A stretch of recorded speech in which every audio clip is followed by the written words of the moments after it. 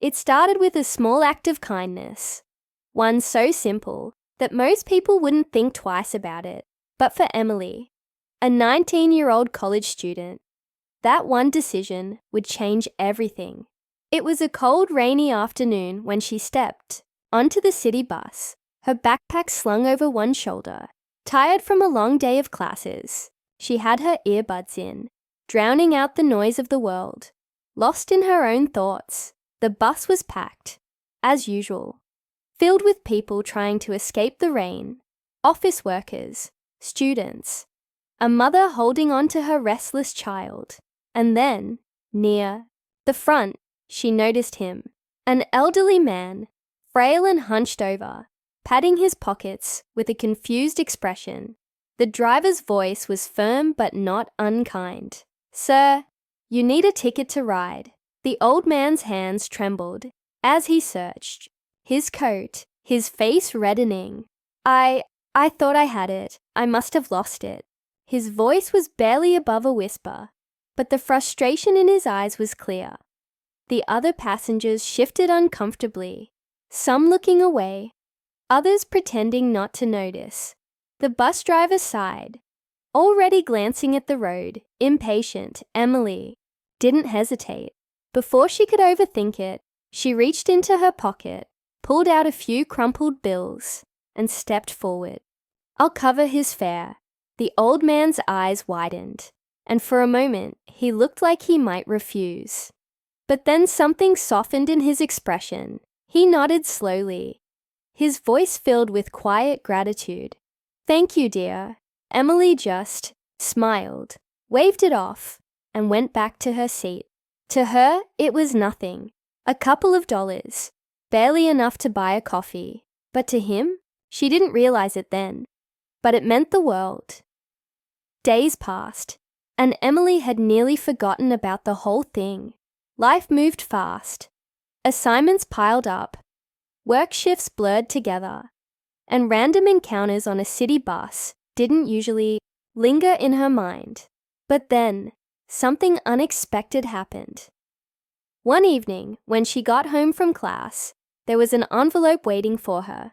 There was no return address, just her name, written in neat, old-fashioned cursive.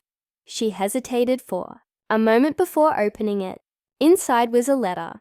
The paper was slightly yellowed, the ink carefully written, as if the writer had taken their time with every word. As she began to read, her hands tightened around the edges of the paper.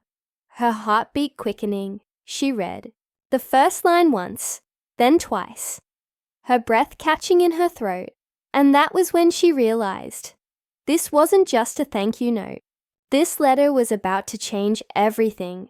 This intro keeps the audience hooked while setting up the emotional depth of the story. Would you like me to tweak anything or add more suspense? Emily's hands trembled slightly as she turned the letter over, half expecting to find a name, an address, something that would tell her who had sent it. But there was nothing, just that careful, old-fashioned handwriting on the front, as if the sender had been deliberate, precise. Her eyes flicked back to the paper, drawn in by the weight of the words. "Dear Emily, you don't know me. Not really. But a few days ago, you did something that most people wouldn't have. You saw me. You helped me when you didn't have to. And because of that, I need to tell you a story. One that I've kept to myself for many years. One that, until now, I thought I would take to my grave." Emily swallowed hard. The words had a strange heaviness to them, as if they carried something important, something that went beyond a simple thank you. She sank onto her bed, heart pounding as she read on. "I wasn't always the man you saw on that bus. Once I had a family, a wife I adored, a daughter who meant everything to me. And then, in one single moment, I lost them both. It happened so fast that I barely had time to understand what was happening.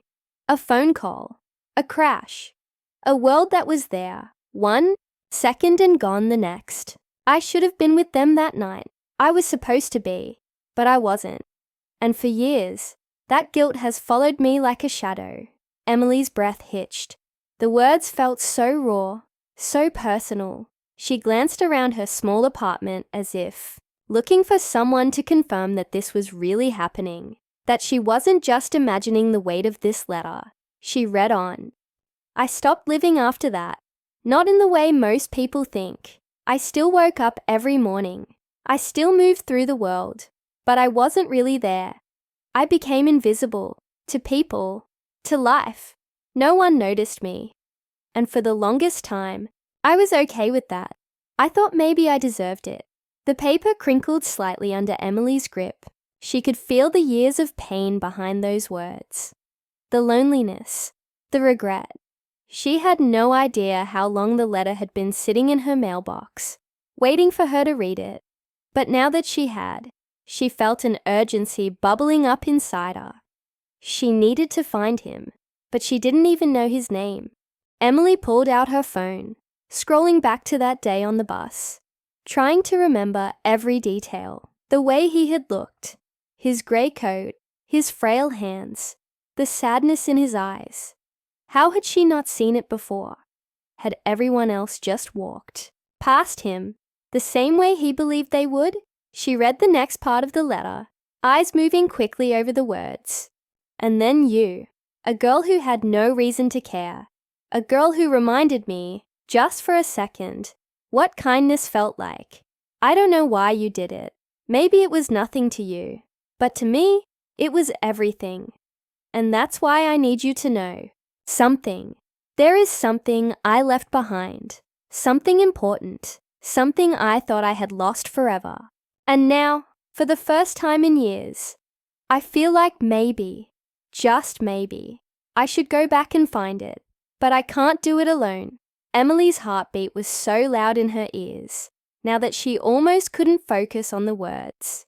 "If you are willing, meet me where it all started. I will be waiting." Her mind raced. Where it all started? Did he mean the bus stop? Or somewhere else? She flipped the letter over again, searching for more clues, but that was all there was. Emily sat frozen for a moment, the letter still clutched in her hands. 100 questions ran through her mind, each one louder than the last. Who was this man, really? What had he lost? And why had he chosen her to help him? But one thing was clear. She couldn't ignore this. She had to go, and she had no idea what she was walking into. Emily barely slept that night. Every time she closed her eyes, her mind filled with questions, possibilities, and a strange, unshakable feeling that whatever she had gotten herself into was bigger than she could understand. But no matter how much she tried to reason with herself, one thing was clear. She had to go. The next morning, she stood at the bus stop, gripping the letter in her pocket, scanning every face that passed by. The city moved around her, fast and unaware, but Emily felt like she was standing still, waiting for something unseen to reveal itself. Then she saw him. The old man sat quietly on the same bench where she had first noticed him, hands folded in his lap, eyes lost in thought. He didn't look surprised to see her, almost as if he had known she would come. Emily hesitated for a moment before stepping forward. "I got your letter." He looked up slowly, and a faint smile crossed his lips. "I was hoping you would." For a few moments, they just stood there, the sounds of the city filling the space between them. Then, he took a deep breath, as if gathering courage. "There's something I need to show you." They walked in silence for a while, moving through streets Emily had never really paid attention to before. The further they went, the more she realized this wasn't just any place they were heading to. This was personal. Finally, they stopped, in front of an old bookstore. The sign above the door was faded, the windows slightly dusty, but there was something warm and familiar about it. The man stared at the door for a long time before finally speaking. "This place, this is where it all started." Emily frowned slightly. "What do you mean?" He let out a slow breath. I used to own this store. Years ago, before everything changed." He looked down, almost as if he was seeing something she couldn't. "My wife and I built this place together. It was our dream. And my daughter, she grew up here. This was home." Emily felt a lump rise in her throat. "I lost them both in an accident," he continued. "And after that, I couldn't bear to be here. So I left, walked away, never looked back." His voice grew softer. "But that night on the bus, you reminded me that maybe walking away wasn't the answer. Maybe it's time to remember." He pushed open the door and a small bell chimed. Inside, the scent of old books filled the air. The shelves were still there, the wooden floors creaking softly beneath their feet. The place had changed, but somehow it still felt alive. An older woman stood behind the counter, her eyes widening in shock as she looked at the man beside Emily. "Oh my God," she whispered, stepping closer. "Is it really you?" The man nodded, emotion thick in his voice. "It's me, Margaret." Emily watched as tears welled in the woman's eyes before she threw her arms around him. "I never thought I'd see you again," she murmured. "I thought you were gone forever." "I thought I was too," he admitted. Margaret pulled back, studying him carefully. "You have no idea how many people missed you. How much this place missed you." She gestured around the store. "I tried to keep it going after you left. We all did. But it was never the same." The old man's eyes softened as he looked around. "Maybe it doesn't have to be the same. Maybe it just needs a new beginning." Emily watched, her heart swelling with something she couldn't quite describe. She had come here looking for answers, but what she had found was something more. This wasn't just about an old man and a letter. This was about loss, about healing, about finding a way back after years of being lost. As they stood there, surrounded by the quiet hum of the bookstore, Emily realized something else too. Sometimes, the smallest act of kindness doesn't just change one life. It can bring someone home.